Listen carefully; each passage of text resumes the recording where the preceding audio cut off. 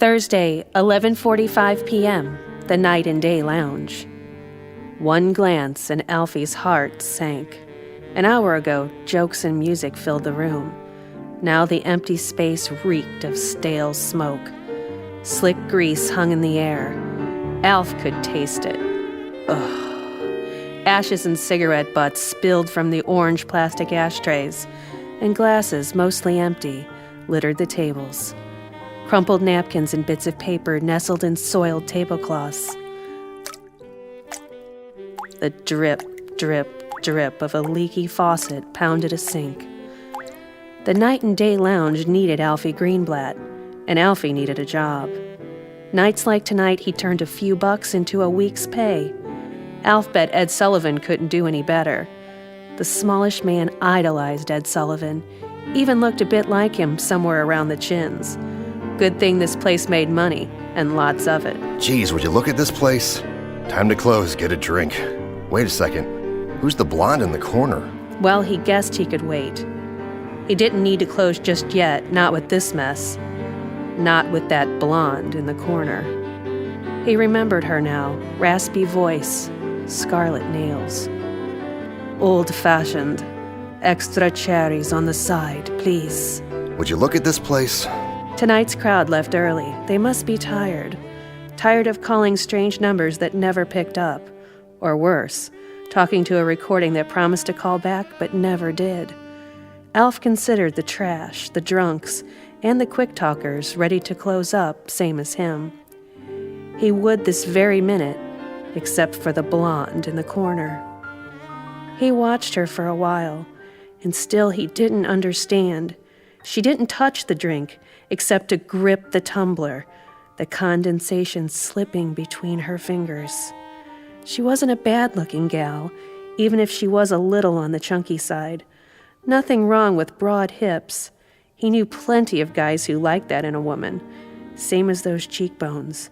And don't forget that blonde hair. That's what grabbed him every time. Alfie noticed that. Alfie had to admit, he never heard a woman order a drink like this lady. What did she say her name was? Barbara. Call me Barbara, she said in a voice so soft he could barely hear it. She stared into his eyes with a steady gaze when she spoke, and her moist lips quivered. I'd like an old-fashioned extra cherries. Oh, and orange slices too, if you don't mind. She tossed a tense half-smile in his direction, and just as quickly looked away into the shadows. This Barbara was a hummingbird on a high wire.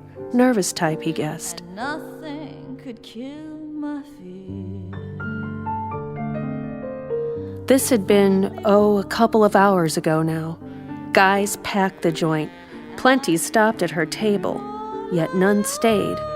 None snagged her interest. Alfie noticed that too. All night her red fingertips gripped that tumbler.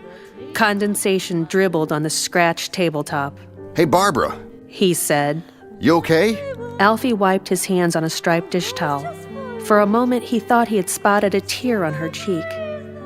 With a slight glance over her broad shoulder, she rose.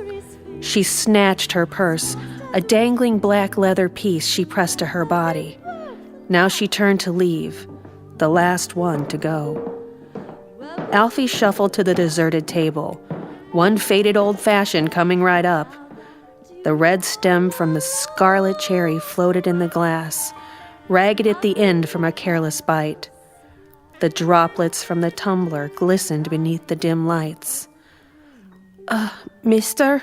Barbara stood at the front door. The red exit sign glowed above her head. Yeah? Alfie considered the blonde, her gloved hand poised on the grimy doorknob. Look, lady, Barbara, is it?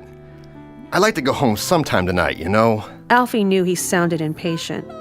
He didn't mean to, but geez, the type of people he got through here these days. Barbara extended her hand. Her long fingers clutched an obscure treasure. What is this? Alfie began to sweat. What does she want from me? I waited all night, but he never came, she murmured. Alfie squinted into the shadows. What did you say? If he comes, could you give him this? The jaundiced light revealed a crinkled manila envelope sealed with tape. Look, lady... The blonde checked her watch. You seem like a nice man, mister. I tried to give it to him myself, but I've got to go now. I should have been there half an hour ago. Barbara thrust the envelope into Alfie's calloused hands and pushed her way into the brisk night air. Where are you going, lady? Who's the lucky guy, anyways? Without a word, she trotted along the cracked sidewalk. Neon signs glistened in her platinum hair like jewels in a tiara. The glow of a winter moon peeked through the clouds of the night. The narrow street looked lonely. For a moment, Alfie stood in the frigid night air and watched her vanish into the darkness. He retreated to the warm bar. His thick fingers clutched the envelope. What should he do with it? Well, whatever it was, it couldn't be very important. A person didn't just trust a stranger with valuable stuff. He wouldn't. Alfie strode to the cash register and opened the drawer. For a second, he wanted to open the envelope, but decided against it. What did he care anyway? He shoved it into the cold cash register and locked the drawer. He felt too exhausted to care. Its owner would either show up or not. He snatched his coat from the cramped back room and slammed the door behind him. Then he heard it. The crisp pop of a gunshot. If that wasn't a bullet, he wasn't Alfie Greenblatt. His heart pounded like a jackhammer. His pace quickened. Heaving, he strode in the opposite direction. He knew he should have brought the car tonight, but just yesterday the doctor told him, "Alfie, you've got to get more exercise." The muscles in his legs cramped. His breath wafted in puffs, and the icy air forced him to cough. He reached the pitted door to his apartment. Yeah, finally. His throat constricted. He tried to swallow, but he couldn't breathe. Was he choking or getting sick again? Oh no, not again. He couldn't afford that. No, he was just upset. Yeah, that was it. For some dumb reason, he felt nervous. Him, Alfie Greenblatt, nervous. Over what? Alfie couldn't put his finger on it. A silly note? Some weepy woman? A bullet? Yeah, most probably the bullet. He jammed the key into the old lock and turned. It was a good night to stay home.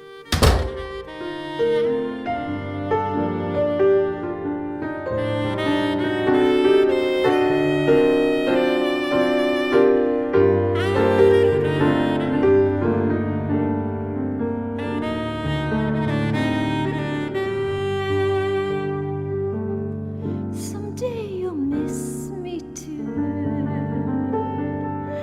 I'll never get over you.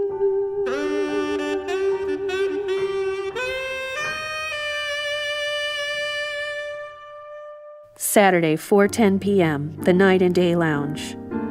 Behind the bar, Alfie sprayed the counter with disinfectant and wiped down the Formica. He preferred to begin the evening with a clean slate, so to speak, especially a big party. Besides, cleaning the joint relaxed him. He turned up the radio and hummed to the oldies. Alfie loved oldies. This was his favorite time of the day, or night, depending on how a person looked at things. So the person that slipped in through the back door did not seem unusual. Alfie had left it unlocked for the bakery guy to deliver the giant decorated cake. The single reason Alfie looked up at that moment was the blast of frigid air caused by the slamming door. He found himself peering into the darkened hallway in the rear of the bar at the shadowy outline of a man. A little wave of surprise descended upon him. Not exactly fear, but he'd never seen this guy before. And besides, he should have used the front door, if he was a customer, that is. Maybe he was here to deliver the cake. Yeah, that was it. I was expecting you. Alfie said. Come on in. Alfie Greenblatt's the name. I guess you already knew that part. The guy just stood there. Again, Alfie peered into the dimness. To him, the guy looked dirty. Dirty as in needed a bath. Wasn't even wearing a real shirt. Just an undershirt, paired with some worn jeans with holes in the knees. The frayed edges skimmed the tops of his scuffed black boots. That brown shoulder-length hair probably hadn't seen a comb for at least a few days.